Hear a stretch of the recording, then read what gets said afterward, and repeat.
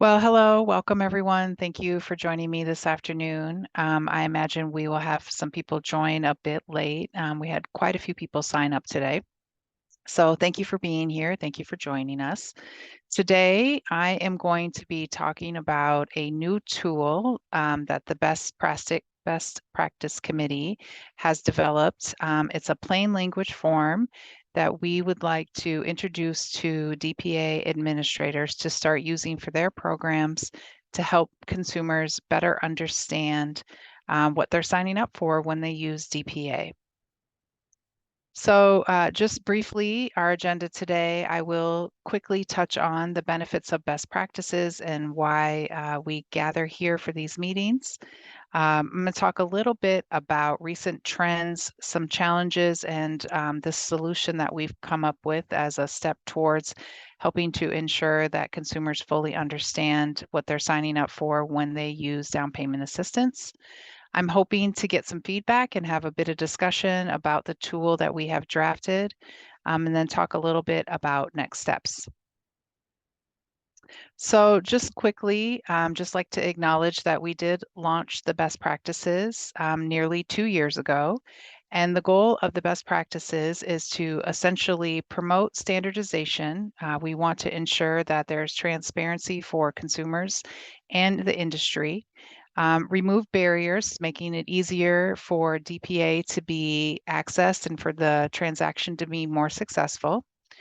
We would like and believe that best practices help to increase investment in down payment assistance and allows us to better meet the need of those who have been left out of homeownership. And finally, it's an opportunity, I think, for DPA administrators to work collectively to build coalition and think about how we can better improve the delivery system for DPA statewide. So before I talk and share a little bit about this tool that we have created, I'd like to start by doing just a little bit of level setting. I don't think that this is new information, but I think it's just important to remind ourselves the market that we currently are existing in.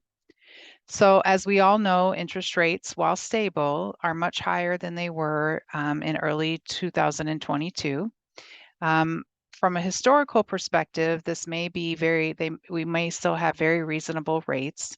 However, the reality is that this interest rate has exacerbated the affordability issue, making homeownership out of reach for many, many households, and in particular, the communities that are facing the largest disparities both in income and in homeownership.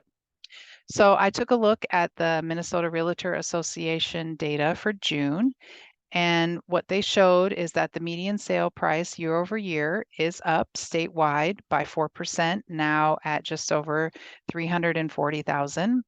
And for the metro, up nearly 4% at about 380. And that it remains a seller's market. A balanced market would be about a 6-month supply. And I think it's been quite a long time since we've seen that. Also, just to reinforce this for the visual learners, I thought it would be helpful to just take a look. Again, this came from the Minnesota Realtor Association June numbers, but just helpful to see a visual of how the median sales price has changed. This is about a 5-year look. So you can see that in just 5 years, it's increased about $100,000 statewide. And for the metro, about $120,000. So pretty significant and definitely not keeping in pace with income and other factors that contribute to housing being less affordable.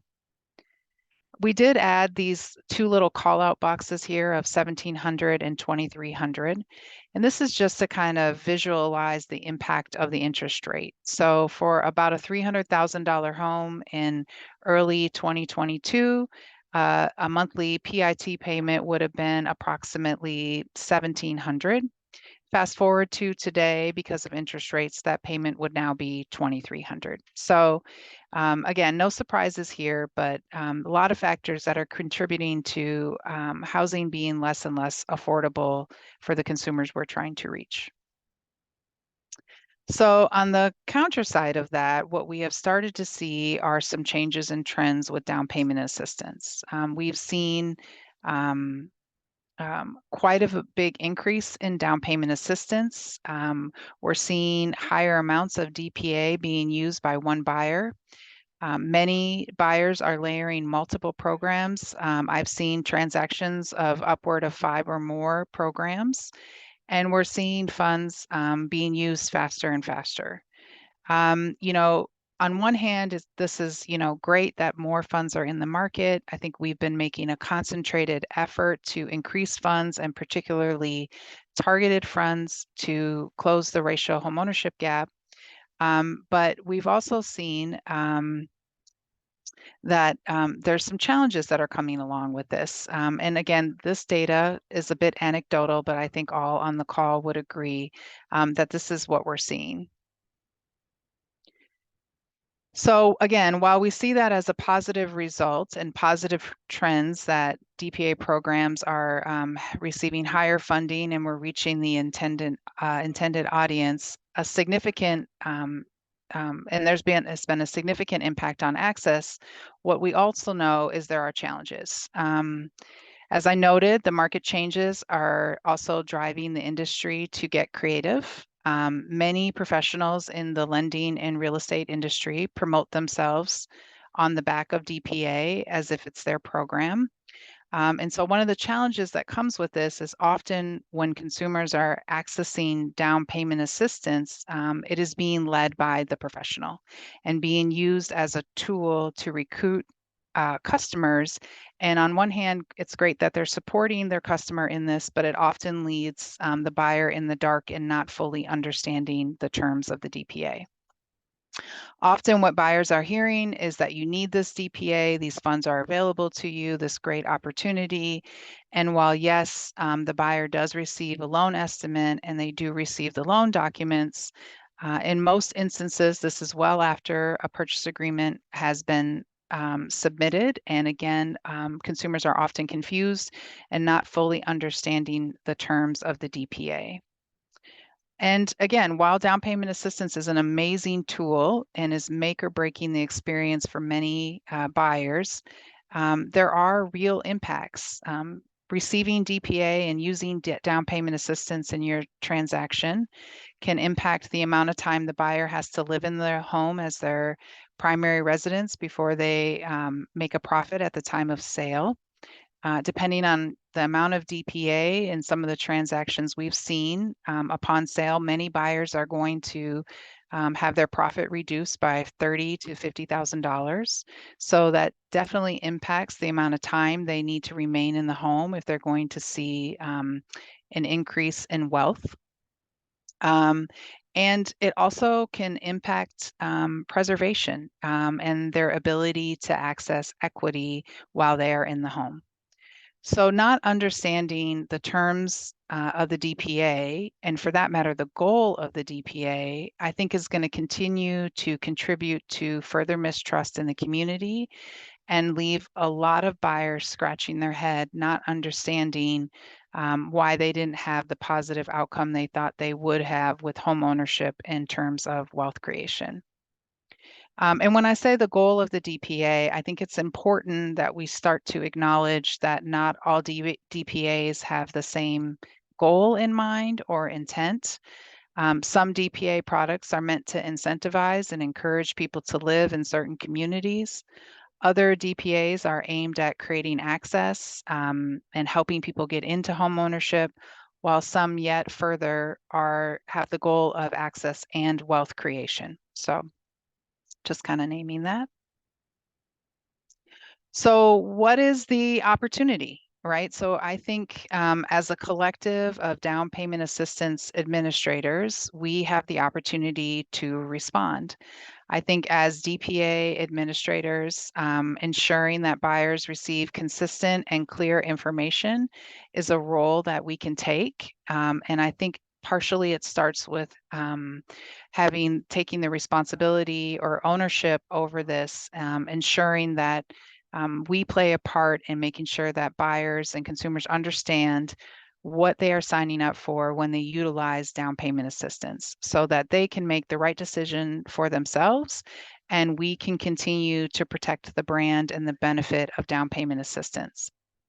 So, as I mentioned, just one step forward towards this goal, we recently developed a form to explain down payment assistance to buyers early in the process. The form is still in drafts, but I'm going to share that with you. And then, as I said, we can have the opportunity to discuss and get a little bit of feedback. So, here is the form, one of two forms that we have drafted. So the goal is using plain language, which does not have a universal definition, but is about approximately a sixth grade reading level. We want to use a standard form that is designed for the program, not the individual. There was a lot of conversation about the pros and cons, but ultimately we landed on having a form that explains the singular product will be less burdensome for DPA administrators, and that it would be quite difficult to share with the individual how the DPA might impact their transaction, because a lot of that information isn't known until you're near the closing table. So as I mentioned, we created two forms. This is the first that I'm sharing here with you. We talked a lot about this as well, but we landed on essentially there are kind of many different ways to deliver DPA, but they generally fall into two buckets: down payment assistance that must be repaid at some point, and down payment assistance that is forgiven at some point. So we have a form that talks about understanding repayable DPA and a form that talks about understanding forgivable DPA. So looking at this first one here, both have a very generic opening statement, just acknowledging that the goal is to help the buyer understand, noting that down payment assistance can reduce the amount of money they make at the time they sell their home, calling out that if they use more than one program, they may have different rules. And then for the protection of the DPA administrator, just naming that this is not a legal document, nor a formal loan document. And for the individual categories, we really tried to highlight what could have the most impact for the buyer. So calling out the repayment of the DPA, the impact of refinancing, and what the impact would be at the time of sale. So the second form here, again, this one is understanding forgivable down payment assistance. Essentially opens with the same verbiage, has a lot of the same fields, but does include and call out the forgiveness period, the requirements for forgiveness, and then a breakdown on when they would sell their home. So this product is based on a 5-year forgivable, and selling your home is just essentially naming what would happen at the end of each year. If this was a product that was forgiven at 20 years, it would obviously be a little less complicated under selling your home. But again, helping buyers understand the implication and the timeline around the down payment assistance and how it can impact them. So we anticipate that this will essentially be standardized fillable forms that would be available to the down payment administrators. We would include directions and some suggested language and language to avoid. Again, not wanting to kind of cross the line of disclosure. And the goal would be we would ask for those who are administering the DPA programs to share this early in the process at the time when a buyer first shows interest or inquiry about down payment assistance. And then again, this is not a disclosure, this is not a loan document, so we want to stay high level, but we want to really highlight for the buyer the things that are most likely going to impact them. So I am going to actually pause here, and I would love to hear from those who are on the call and just kind of initial reactions, thoughts. Yeah, just kind of open it up.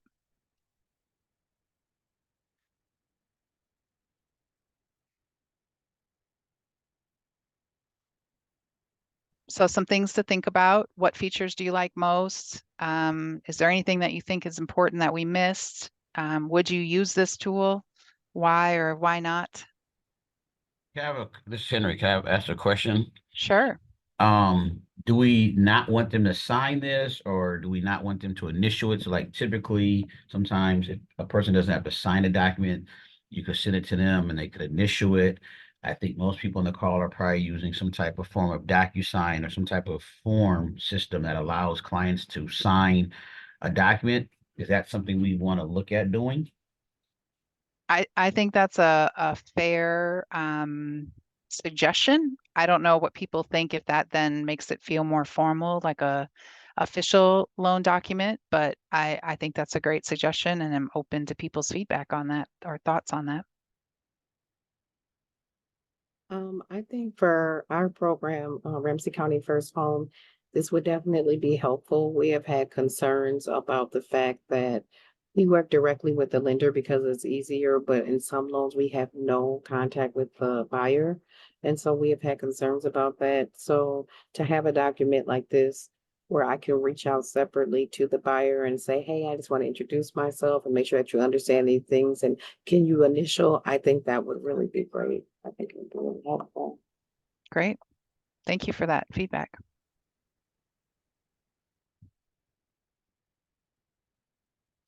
What are other people thinking? Do you feel like this is a document you would consider using? I'm trying to count here. I think we got about 3 providers on here, maybe 4.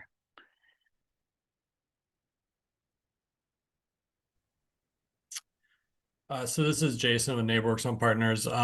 We have a number of different programs, and so I think something like this would be helpful. I think in general, but specifically for us because it can, get confusing. I mean, not just for the borrower, but as Brooke mentioned, a number of folks have a number of layers of down payment now, and so you're not always just looking at the one down payment product that you have, but you might have one or two payback portions and a forgivable portion. And so just to understand, I think that there's sometimes a sense of like, we're getting a borrower may be getting X amount in down payment and it will, all has the same attributes, and that's not true. And stuff forgives at different cycles or is due for different reasons. So I think something like this would help to differentiate that, but also just to highlight the fact that like, let's say you're getting 3 different loans, like you're getting 3 different loans, 3 different down payment loans. And like that would call this out because and I think ideally folks would be understanding this right now, but the stuff that is in a current, the closing disclosures and the loan estimates, aren't super plain to read. So I appreciate that about this because this makes some of that more easily digestible and just on a one page instead of 7, 8, 10, 12 pages that some of those documents get to. Great. Thanks for that insight, Jason. I know you guys do a lot of different DPAs.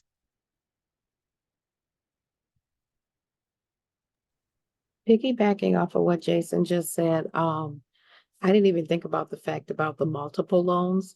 I think that's really important because when I purchased my house years ago, I got a couple different down payment assistance loans and I understood all of that, but it wasn't until later that I was like, wait a minute, I have 3 liens on my house. I don't think people connect that because I didn't and I had a really good understanding of it. So I think, you know, definitely having a separate one for each one may be a little long, but at least people will have a full understanding. Right. And I don't think this tool in of itself is going to be the singular solution, but I do think it helps maybe change the conversation and raise up this issue that we're just taking for granted that consumers understand. And, you know, someone who's getting 50 to 70 to $80,000 selling their home in 5 years is probably not in their best interest. They probably would leave that transaction with very little equity or if any. So I think it's important that they understand that they're signing up for a long-term commitment when depending on the terms of the DPA. So one of the things that we were kind of thinking about is essentially kind of as a next step is taking these forms, making them a fillable PDF, and promoting them on our website and kind of sharing them and blasting them to the DPA administrators as a tool. I'm curious to hear from you, like what challenges you think you might face introducing a tool like this, or what might be a good way to reach kind of the DPA world with this tool.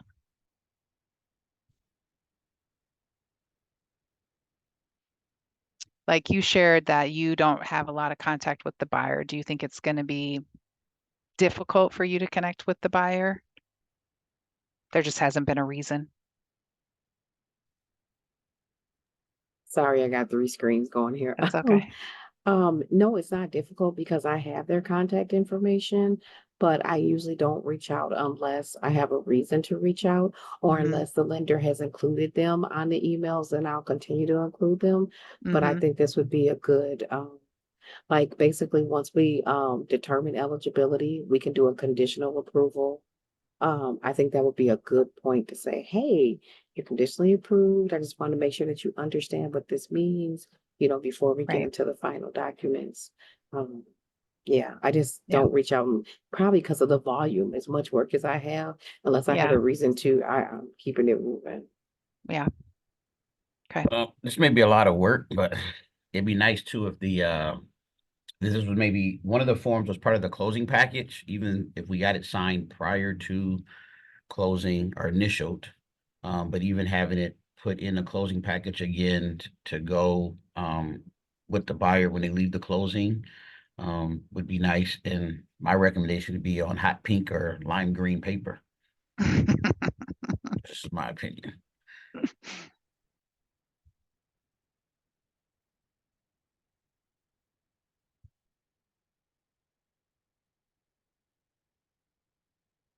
So, Sandy, I'd love to hear from you up there in our wonderful, beautiful northern part of the state. Um, I know that you guys don't do a ton of DPA, but wondering a little bit about what you guys see and if you feel like a tool like this would be helpful as a small provider. Absolutely. I love what I'm looking at here. I mean, we have done down payment assistance for 25 years, but from HUD, so a little bit different. Um, it's the layering, right? Mm-hmm. A lot of it we're seeing that layering effect. So it's nice to kind of know which ones can be helping them explain, because again, certain lenders don't carry all of them. So Yeah. I, I like this layout. It just helps refresh me. Mm-hmm. Um,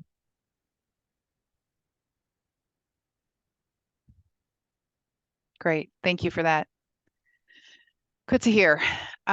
Okay. Well, we had like 30 people registered. So now nobody gets to give feedback and they all get to just say they love the form and they have to use it as is. So I think that probably a good next step will be that internally here we'll work on getting this form available.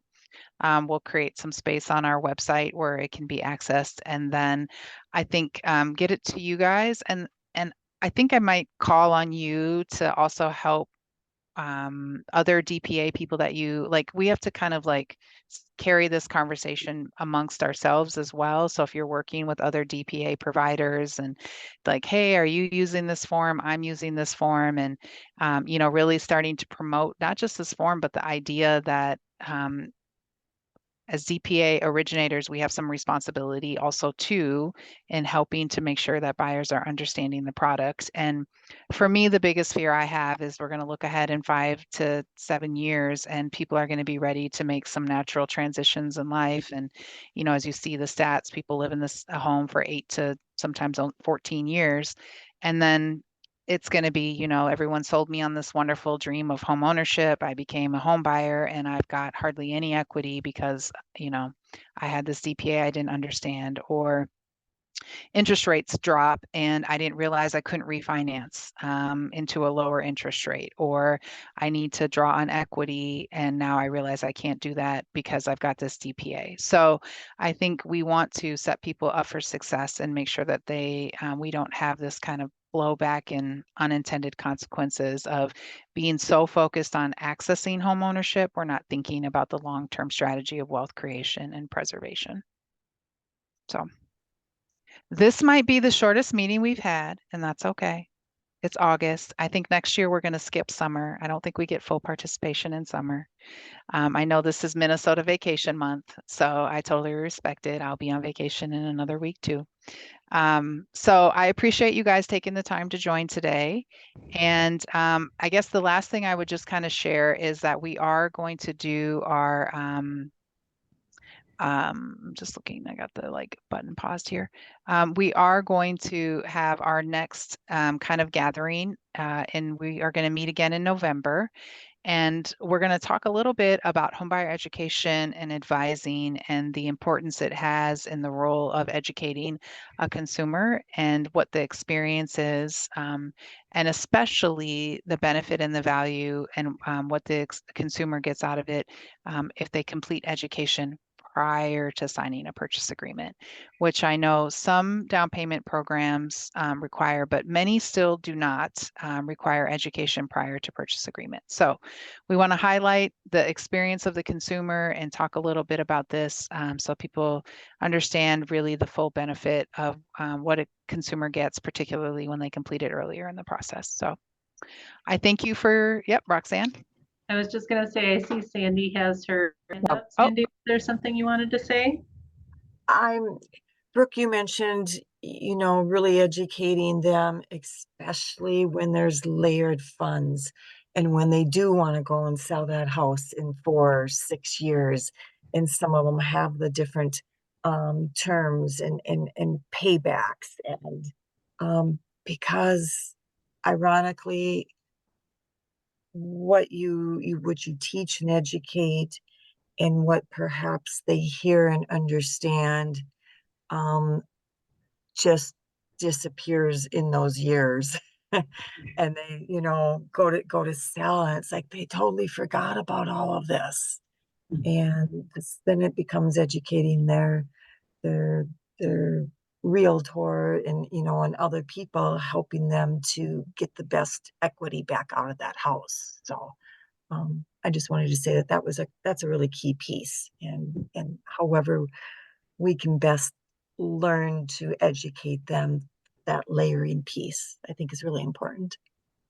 Yeah, thank you for that, Sandy. I agree, and I think historically, when we've seen $5,000 and $10,000 and $15,000 of DPA, it's been a nuisance. But I think now that we're looking at $30,000 and $50,000 and $80,000 of DPA, I think the impact is going to be even greater.